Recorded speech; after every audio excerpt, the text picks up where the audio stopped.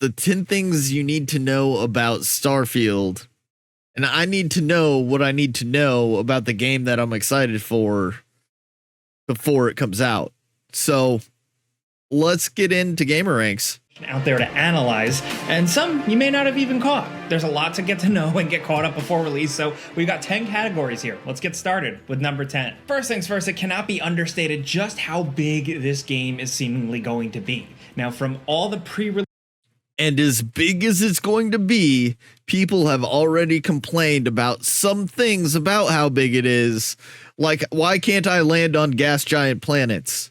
Aside from the fact that they're gas giants. So there's not really anything to land on.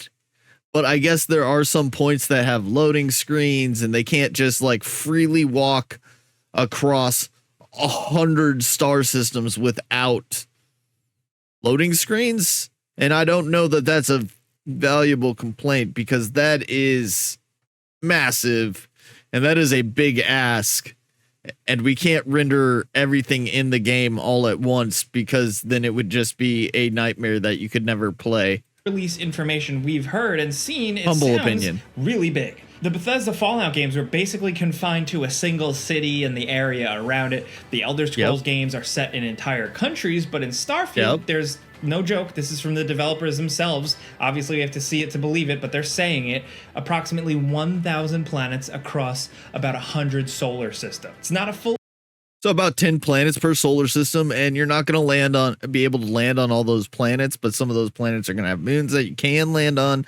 Again, I don't like the critique that, like, I can't land on a gas giant or fly through a gas giant because in reality, based on gravity and what we know now of the known star system is gas giants are just too big.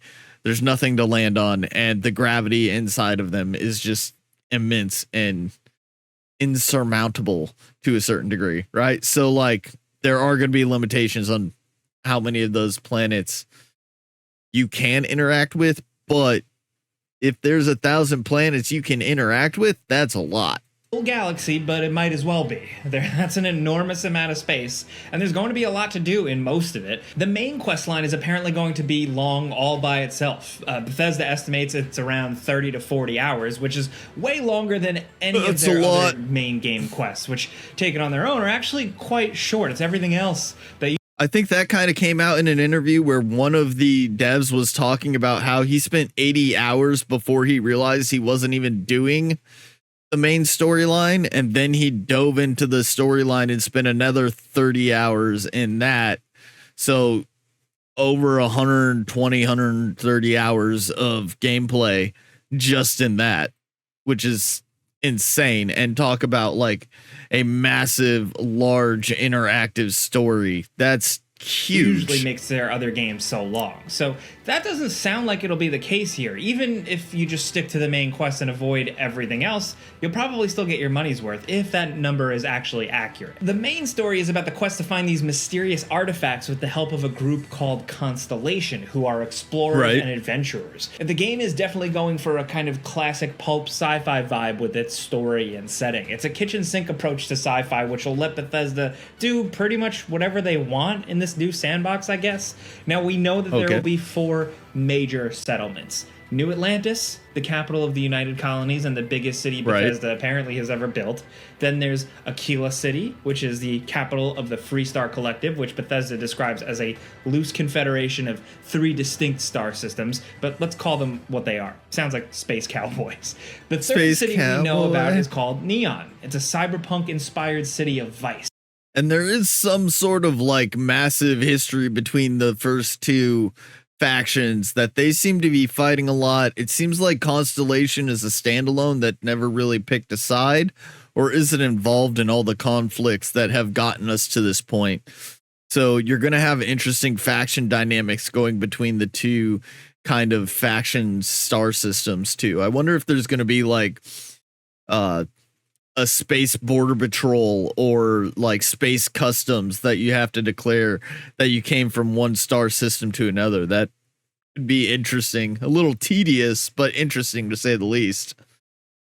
which is a stark contrast to how welcoming and nice the other two main cities Free seemingly spirits. are. Now, there's a lot more besides that, and there's going to be a ton of minor settlements too.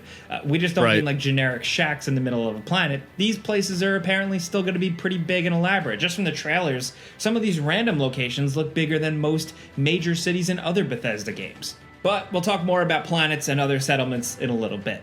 Okay. Now, next over at number 9, it shouldn't be a surprise that space travel is a big part of Starfield, but what has constantly surprised us is just how in-depth and complex your specific spaceship can be. This isn't just like a 3D model you look at during loading screens between. The ship building looks really good in this game. The fact that you can have so much diversity between like what type of ship you build. They showed a lot of like the shipbuilding screen in like the Starfield Direct and everything, and that looks really good. How I can make a ship that fits my specific needs or what I want out of my play style and game, which is great compared to other games like No Man's Sky, where you just kind of sit there and you kind of farm and look for a ship that fits you. You can build the ship you want here instead of just hoping you come across it in the star system. In planets, you can actually pilot your ship somewhat, get into dogfights, travel between systems, scan, and it's all here. Now, of course, the main thing is still the regular on-foot combat that looks very reminiscent of Fallout 4, but in space, things play out very differently. According to the developers, He said it looked reminiscent of Fallout 4, and it kind of does. I wonder if they're going to have like a VAT system. I don't think they're going to, where you slow down time or anything like that. I don't think that mechanic's going to be involved in this game. They show nothing like that so far, so I don't think that's an option, but the rest of it does have a very Fallout feel. I will say, minus the VAT system, it looks like you have a very Fallout-esque combat system, which is a good engaging combat system. I like it. Ship combat is intentionally slow-paced and deliberate. Like, these won't be big Star Wars-esque shootouts. It's going to feel different. That doesn't mean it's basic, though. To use weapons, shields, and your engine, you need to allocate power. There's a limited supply, so you'll have to be selective on what you want to send power to, which is very reminiscent of the game Faster Than Light. So there's an element of strategy here where you need to power up or down certain systems to deal with specific situations. Do you power up shields to max and tank damage, or do you set your engines to maximum and play keep away? That's like a really good detail, and it takes into account, because I think a lot of games miss out on the whole like, look, energy is just not 100% to everything at all times. You can't have that unless you have like overhead in your power system. But even then, that's being extremely wasteful, because then you have a lot of wasted power. This is a good detail that adds a lot of depth to space combat. Even if it is slower paced, you have more details to worry about. Those are the kinds of decisions it sounds like you're going to be making on the fly in the game world. Now, ship customization is a huge feature here, and it looks like it'll be one of the most interesting. The game starts you off with a basic ship, but from there you can buy pre-built ones or design a ship. I'm just going to keep yourself. The basic ship. Shipbuilding is entirely modular. You can move and attach parts however you want, as long as certain requirements are met. We're guessing that you have to put on landing gear, an exit ramp, some kind of docking system, an engine, rockets, cockpit, but it looks like there's tons of ways you can actually... I mean, you got to check the blocks, right? It has to be able to do everything that a ship can do. That makes total sense. But like this base building mechanic for a ship is so awesome. And I am looking forward to making my own unique ship, which I'm sure chat will want to be some sort of penis mobile. Do that and arrange and customize your ship. Now, unfortunately, there are some downsides to ships that bring Starfield back to reality. You don't seamlessly transition from the outside of your ship to the inside, and landing on planets is a cutscene rather than something you can do in-game, which is kind of disappointing. But it's good to know that Bethesda is trying to avoid setting up unreasonable expectations here. At least they've been... See, and that's a critique. Like, why can't I just seamlessly land? And like, again, realistically, it's about how much you're loading and rendering in. And they're using the cutscene of you landing to hide a load in and rendering scene, which makes it better for overall gameplay, and it allows them to have a system that's as large as it is. Does it suck that I can't land and I can't fly through the atmosphere? A little bit, but is it a trade-off that will add to the game enjoyment and it's not a main focal point? I think so. Like, of all of the things, that's a minor detail that would be nice, but not having it, as long as everything else delivers in the game, is okay.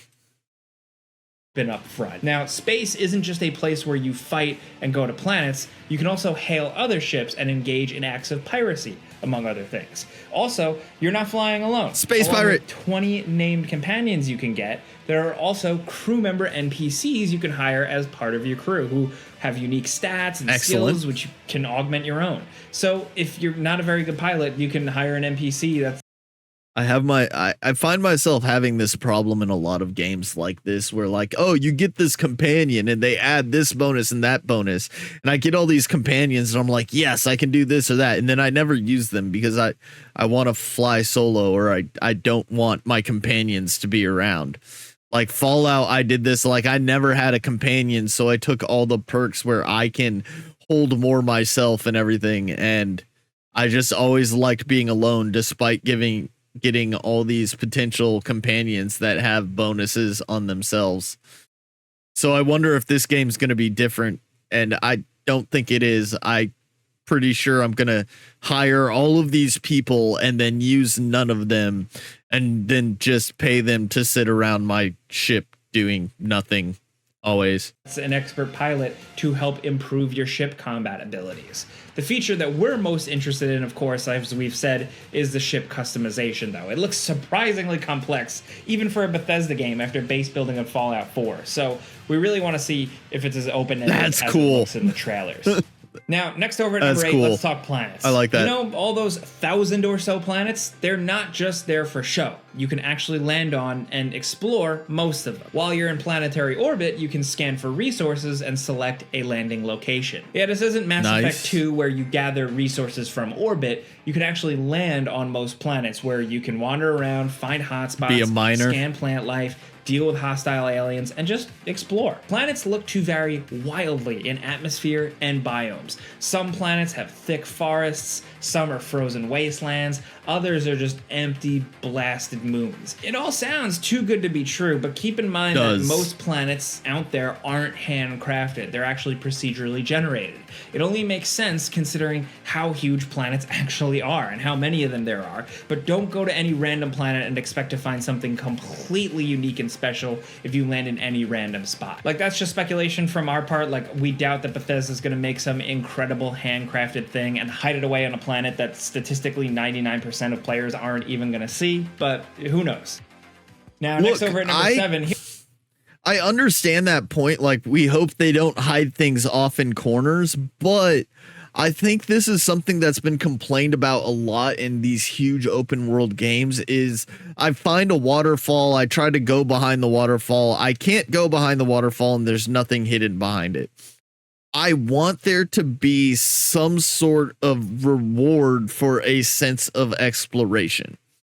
So while I don't want everything hidden in the darkest, deepest reaches of the galaxy, I do think that there should be some sort of reward for going to the deepest, darkest reaches of the galaxy, right?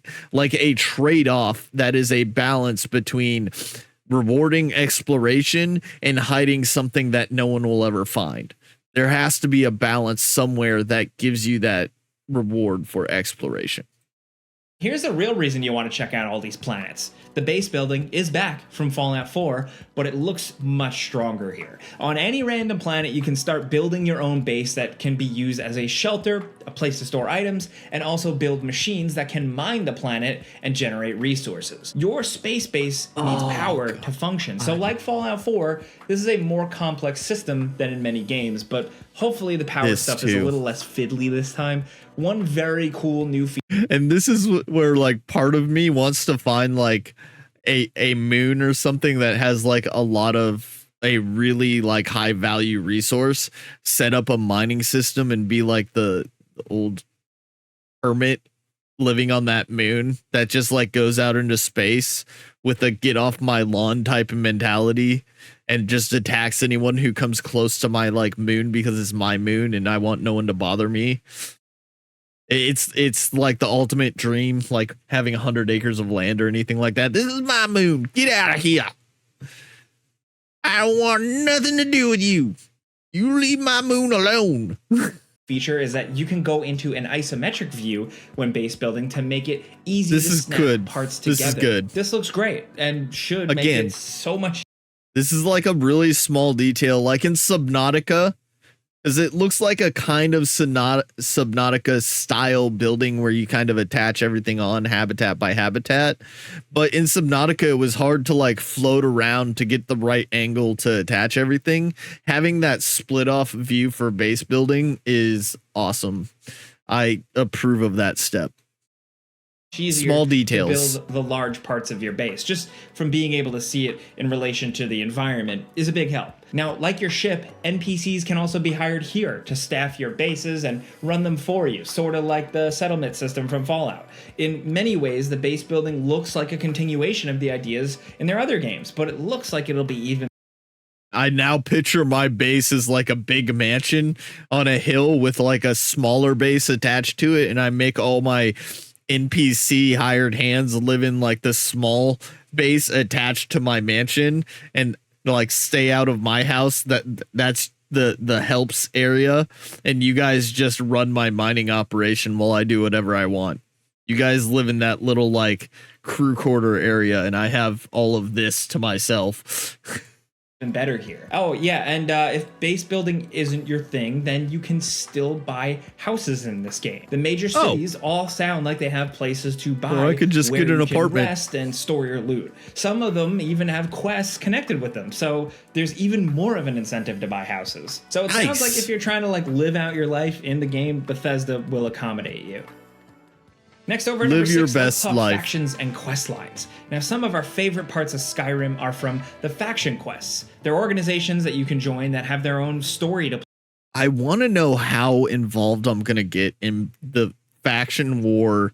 That's kind of at a stalemate right now. There's a peace in the solar system, I think, from the timeline they gave us. And I wonder how much the factions are going to want to like kind of poke and prod at each other to kind of excite the past transgressions and whether all of those wounds are actually healed, right? Playthrough. They're smaller than the main quest, but bigger and more elaborate than your most random side quests, and completing them usually gets you unique rewards. And it sounds like Starfield is going all in on faction quest lines, because from all the pre-release information we've seen and read and watched, there's going to be a lot of them. There's Constellation, which we're guessing is just the main quest, but then there's also the United Colonies, the Freestar Collective, Ryujin Industries, a corporation on Neon that the devs have confirmed is a faction Mercenaries, and the Crimson Fleet. Now, the Crimson Fleet sounds especially interesting, pirates. as they're a gang of space pirates that are a major enemy group. We're not sure if Bethesda has straight up said that you can join them, but they have revealed that you can infiltrate a faction on. Can I become the king of the space pirates? I want to be the king of the space pirates. Is that an option? It's that or the Cowboys, really. But king of the space pirates, new title. Looking into it. The orders from another, and that you can ultimately decide which side to betray, which sounds a lot like you're infiltrating the Crimson Fleet, but that's speculation for us. The last major faction is currently the most mysterious. These are the guys called the House of Varun, who apparently worship a snake deity. This one Bethesda has been very tight-lipped about. We have no idea if you can I haven't heard anything. That leaves at least 4 major factions we know you can join in this game, which is still a lot. Now over at number 5, for people that bemoaned Fallout 4's simplification of the role-playing elements Bethesda is normally associated with, it looks like Starfield will be addressing many of your complaints. There is, of course, character customization where you can change your appearance, but along with that, you can also give your character optional traits that add to their history. You can choose. Yeah, I saw that. This is really. They have. This system is like really in depth and I really like it. The background and the trait system is really in depth, and it matters a lot what your background is, because that's how you build your traits off of. So picking the background that's going to give you a jump start on your play style is going to be huge, and I think it's very intuitive the way they did it, but it's also very engaging and a clean UI for all of it. Living parents, which can add new wrinkles to your experience and give you additional dialogue options. The voiced main character is out, and Starfield is back to having a silent protagonist. The dialogue wheel is also gone, and it looks like the list is back. This might not seem like a major change, but for people who really want a lot of choices in dialogue and want to know exactly what their character is saying, this is big. That means fewer options that are just yes, yes with snark, and no,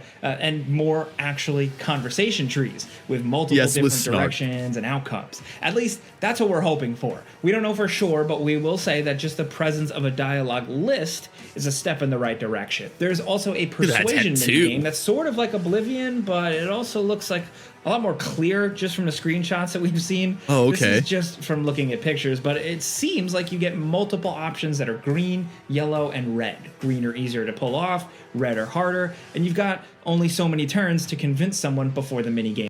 I wonder if those are affected by like luck and like charm and all of that based on like your traits and attributes.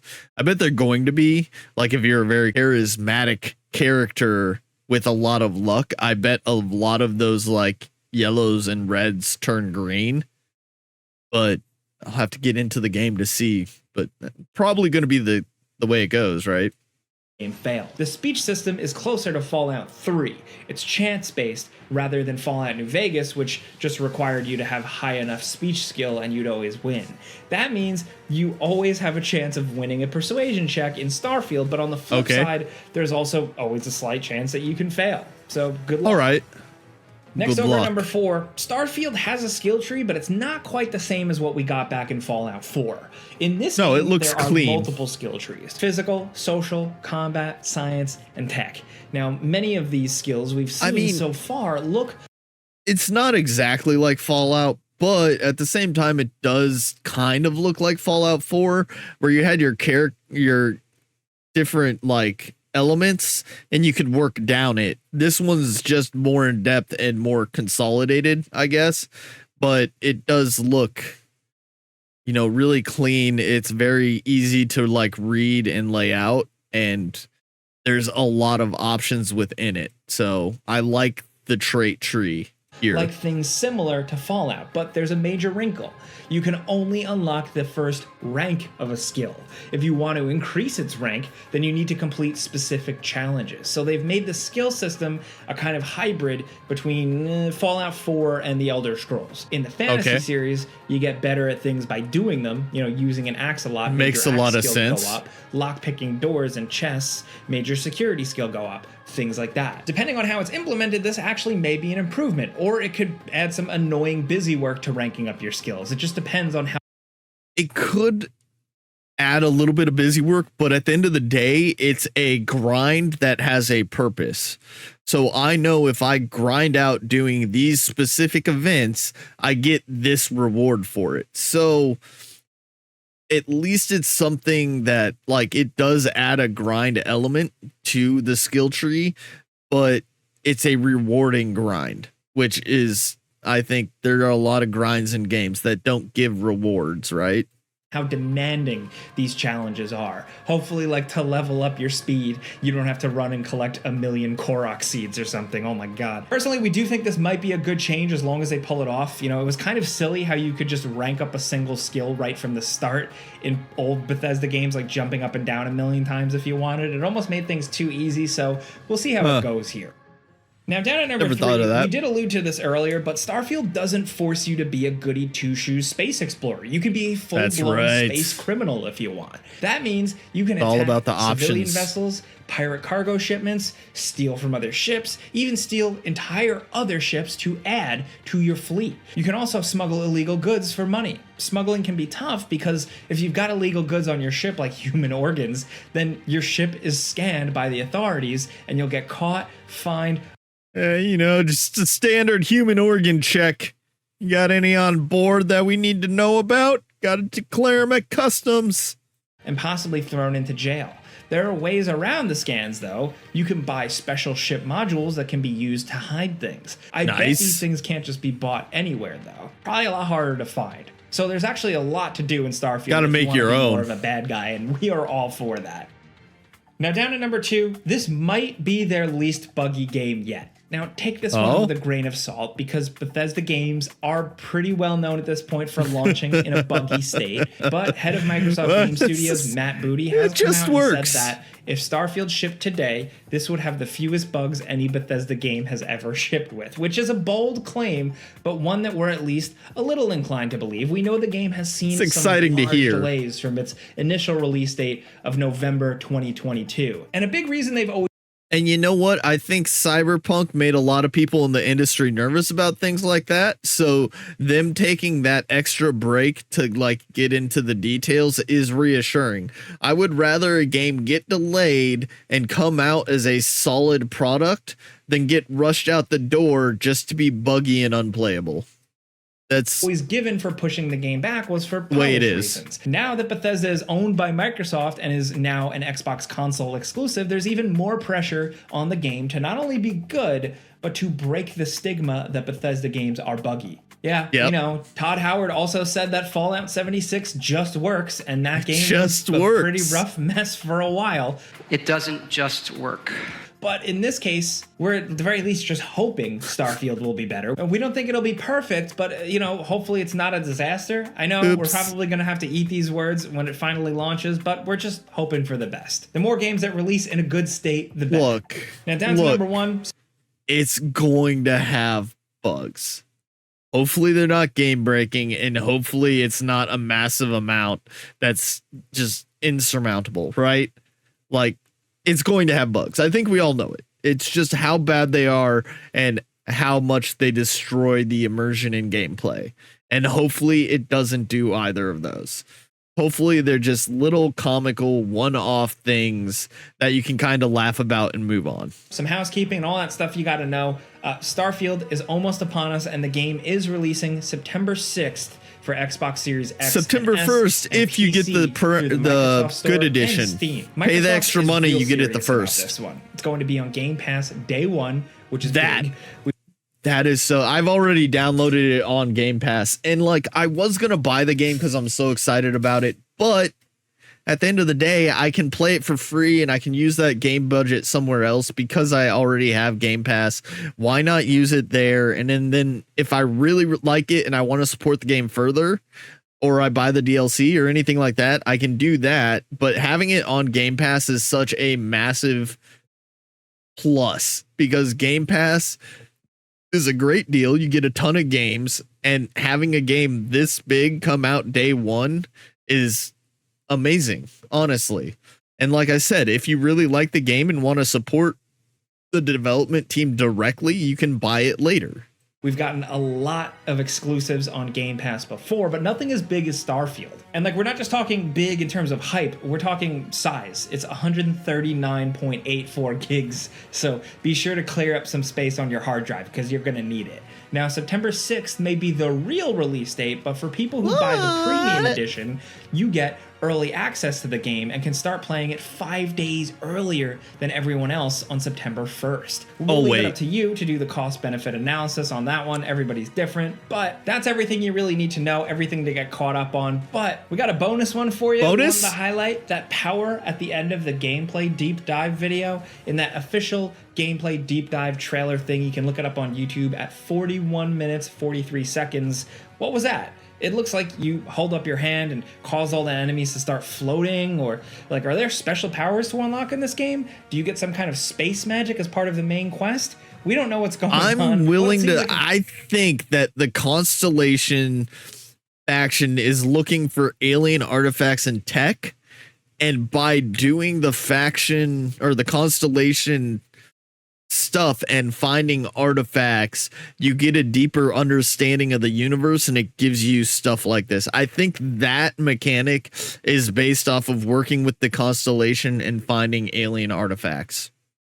I could be wrong, and like, who knows, we're gonna see eventually, but it's it's definitely a possibility that makes sense in my mind. Cool tease, and we knew we had to mention it. Maybe they'll bring back Fusro Da, but in space. Who knows? But that's everything you need to know about Starfield before you get your hands on it. That's everything. Whatever. It's Be not sure to everything. keep your eyes peeled for a before you buy video, because we will be coming out with one. We will be playing the game, showing you guys gameplay, letting you know what we think. But for now, this is all the public info you gotta know. So let us know what you think about this game. What are your expectations? What are your hopes and dreams? Have you written off Bethesda? Do you love Bethesda? Let's talk anything down in the comments. I don't If you think like this video, either, maybe learn right? something, clicking the like button helps. I do know some people that have written off Bethesda, and I do know people that still really like their product. I think they make a pretty good product still. So there's the video. It was pretty good. It was informative. I think they didn't hit on a lot of the drama around it, because there are people that are already negatively attacking it, and pretty heavily. I think some of it is people that are really mad that it's not on their preferred platform, and that is what it is. You can't make that go away. People were talking about how they hit loading screens or walls when they land on a planet. A game this large, again, you cannot render everything in the game and have seamless transitions everywhere, because it just wouldn't play. Is it disappointing?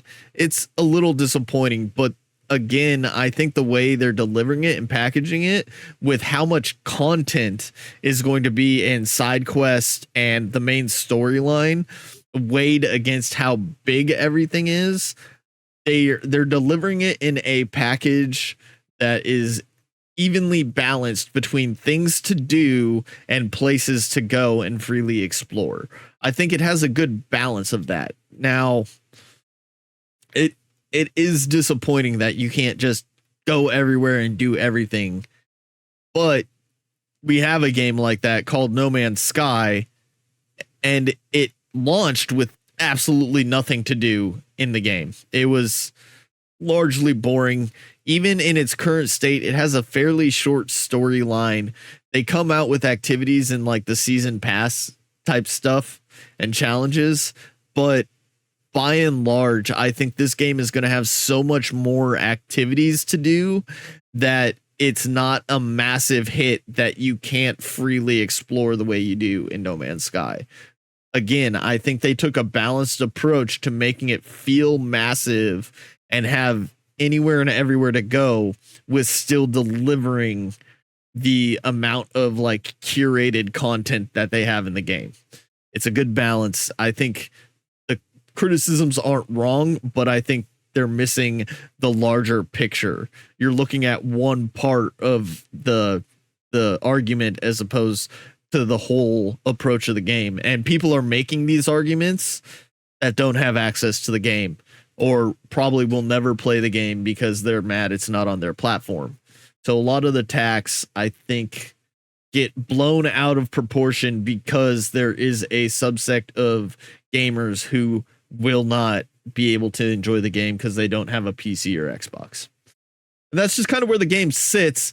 This was a lot of really good information. I think I knew most of it. They did introduce me to a new faction that I didn't know about, but overall, good video, good information, and kind of a really good layout of what to look for when you're looking at whether you want to play the game or not.